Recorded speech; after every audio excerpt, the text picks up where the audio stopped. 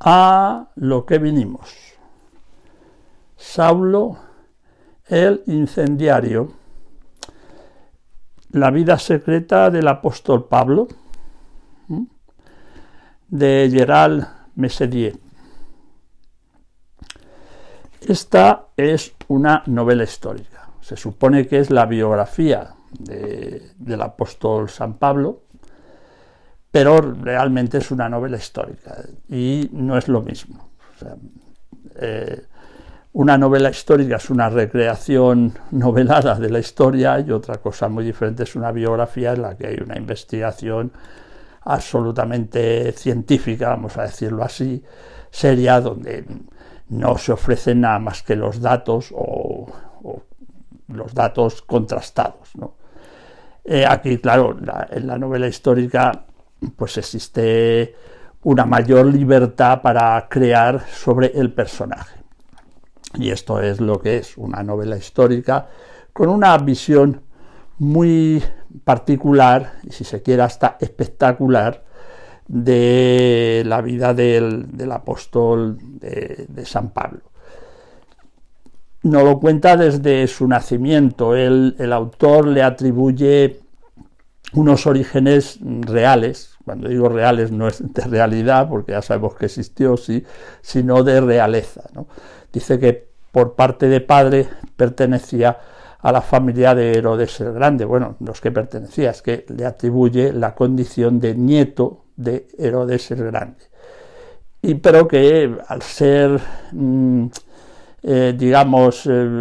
ser un heredero directo del trono o de la familia real, no contar, él siempre también va a vivir un poco frustrado en que no se le reconozca esos derechos que tiene sobre, vamos a decirlo así, el trono judío, por decirlo de alguna manera, para entendernos, ¿no?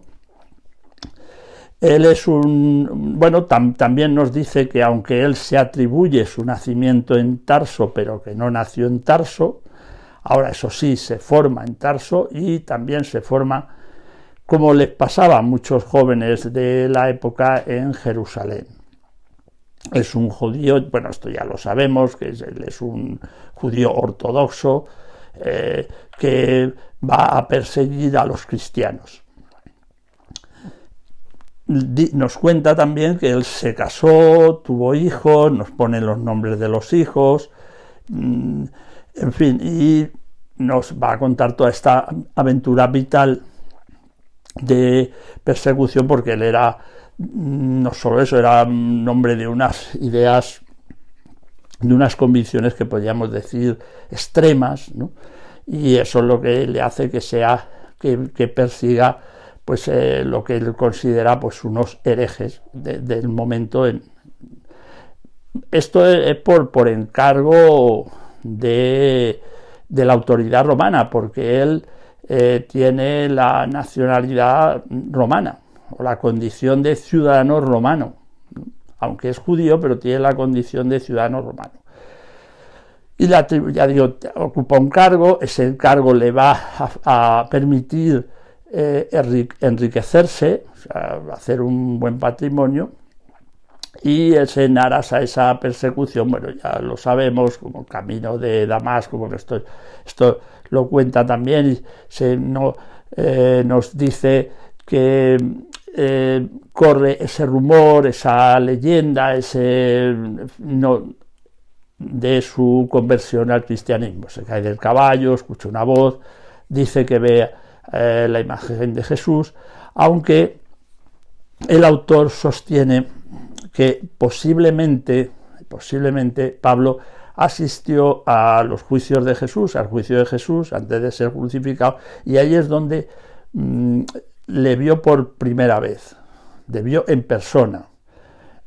Es lo que el autor nos va contando pues en toda esta historia, que además es una historia pues de aventuras, porque este hombre además por los viajes que hizo, etcétera, etcétera, pues tiene una historia, su vida personal es una vida llena de aventuras y de azares. Viene su conversión al cristianismo, y con la misma dedicación, con el mismo celo que tuvo, pues persiguiendo a los cristianos, va a poner en levantar o en crear la religión cristiana, porque realmente a San Pablo, todos lo sabemos, es al que se le atribuye la creación de la religión, del cristianismo como religión universal, ¿no? Y su extensión, sobre todo, pone las bases de lo que luego se va a extender, se va a convertir en una religión universal. Más tarde, bueno, siglos más tarde, pues sabemos que se convertirá en la religión del imperio, etcétera, etcétera. Pero aquí son las bases las que va a poner, porque además era un hombre, aparte de intelectualmente tenía una gran cabeza, era un extraordinario organizador.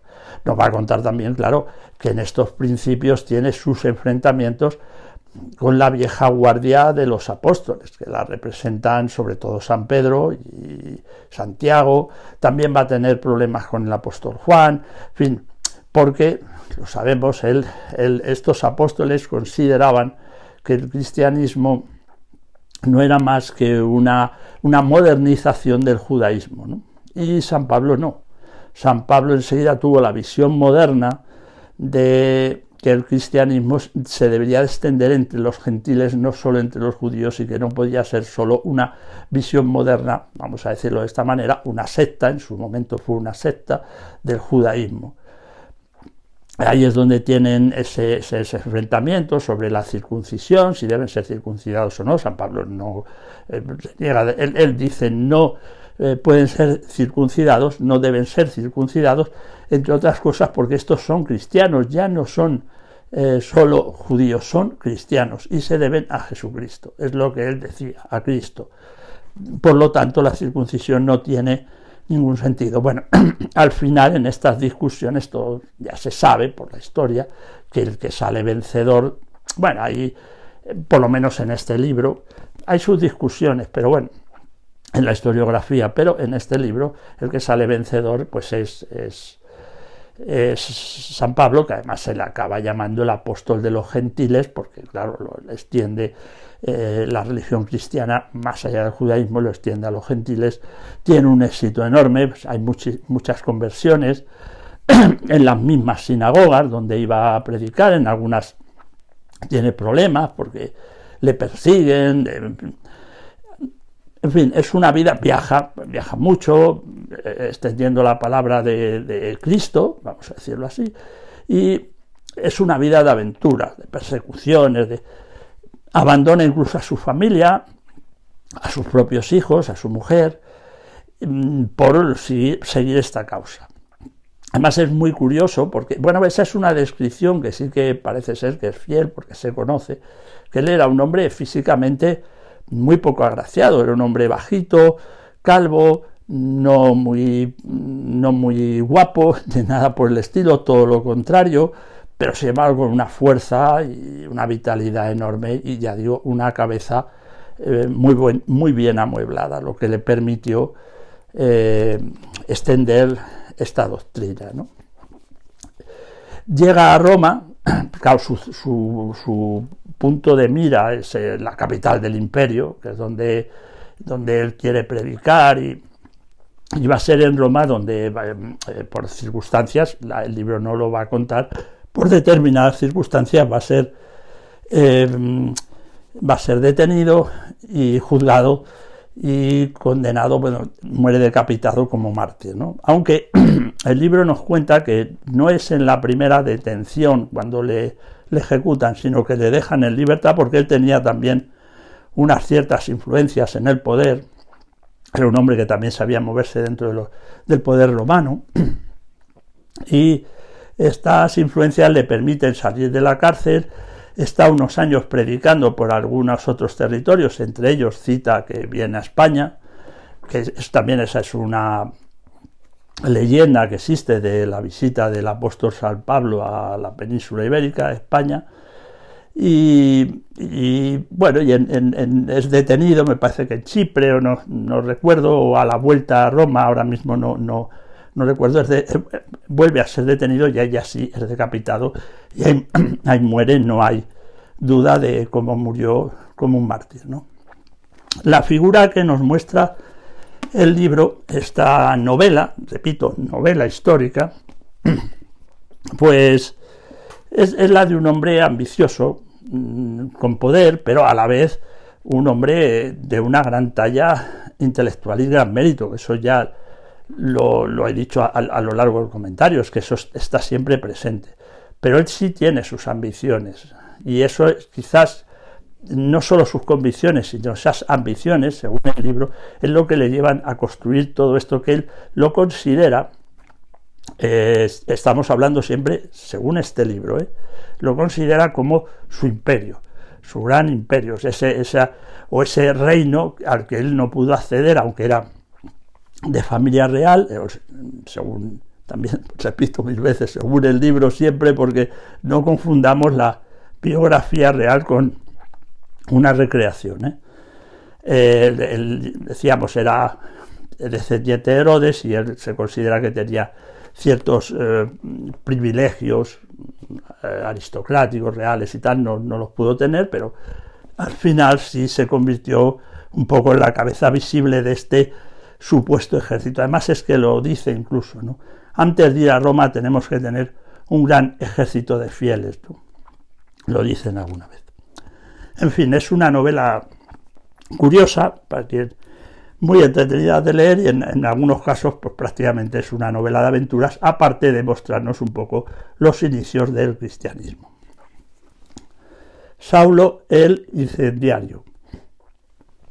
Hasta otra, amigos.